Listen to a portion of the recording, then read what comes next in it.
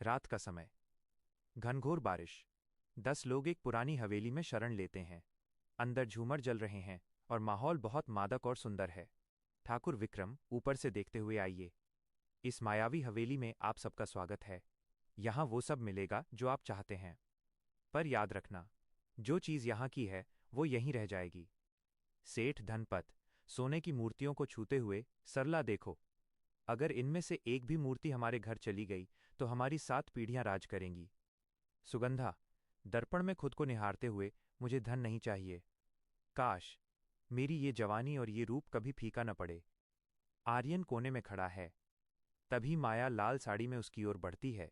उसकी पायल की आवाज पूरे हॉल में गूंजती है। माया, आर्यन की आंखों में देखते हुए, आर्यन, इस ठंडी रात में तुम्हारी आंखों में इतनी आग क्यों है? क्या तुम मुझसे डरते हो? आर्यन प्रभावित होकर डर नहीं रहा, बस सोच रहा हूं कि इतनी खूबसूरती इस उजाड़ जंगल में क्या कर रही है। माया, उसके करीब आते हुए, मैं तुम्हारी हर अधूरी ख्वाहिश का जवाब हूं। अगर तुम चाहो तो ये रात कभी खत्म नहीं होगी।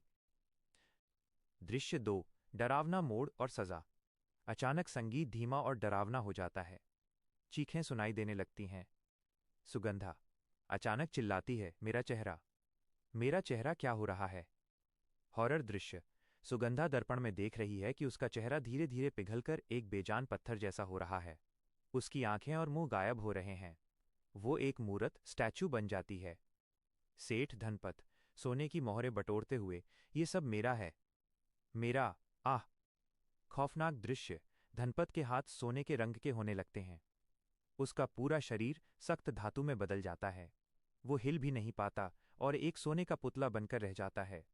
आर्यन हैरान होकर, यह क्या हो रहा है? यह कोई वरदान नहीं, यह श्राप है। माया आर्यन का हाथ पकड़ते हुए उन्हें जाने दो। आर्यन, वे लालची थे। तुम मुझे देखो, क्या तुम्हें मेरी धड़कनें महसूस नहीं हो रही?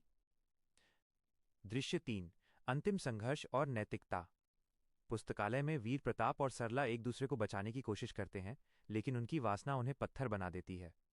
ठाकुर विक्रम, हंसते हुए, आर्यन, तुम बच सकते हो। बस माया का हाथ थाम लो और इस दुनिया के दुखों को भूल जाओ। माया आर्यन के गले में हाथ डालते हुए, हाँ आर्यन, रुको मेरे पास। बाहर सिर्फ गरीबी और बुढ़ापा है, यहां हम हमेशा जवान रहेंगे। आर्यन माया को खुद से दूर करते हुए, नहीं, यह प्रेम नहीं, यह स्वार्थ है। मैं अपनी आत्मा बेचकर अमर नहीं होना चाहता। सरला, धनपत और सुगंधा, ये सब मर नहीं रहे, ये अपनी इच्छाओं के कैदी बन गए हैं। मुझे ऐसी खूबसूरती नहीं चाहिए जो दूसरों की चीखों पर टिकी हो। माया रोते हुए, अगर तुम गए तो मेरा अस्तित्व खत्म हो जाएगा। मैं तुम्हारी ही एक कल्पना हूं। आर्यन चिल्लाते हुए, तो खत्म हो जाओ।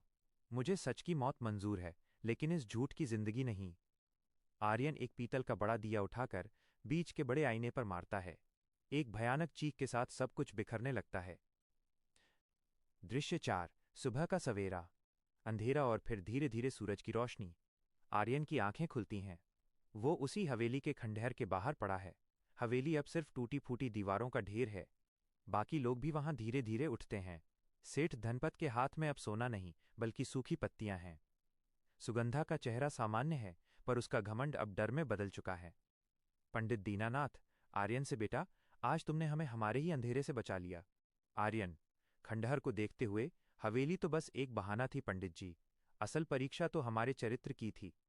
जो इंसान अपनी इच्छाओं का गुलाम है, वो हमेशा कैद रहेगा। आर्यन उठता है और बिना पीछे मुड़े अपने रास्ते पर चल पड़ता है। उसके हाथ में माया का एक लाल धागा रह जाता है, जिसे वो हवा में उड़ा देता है। पर्दा गिरता है।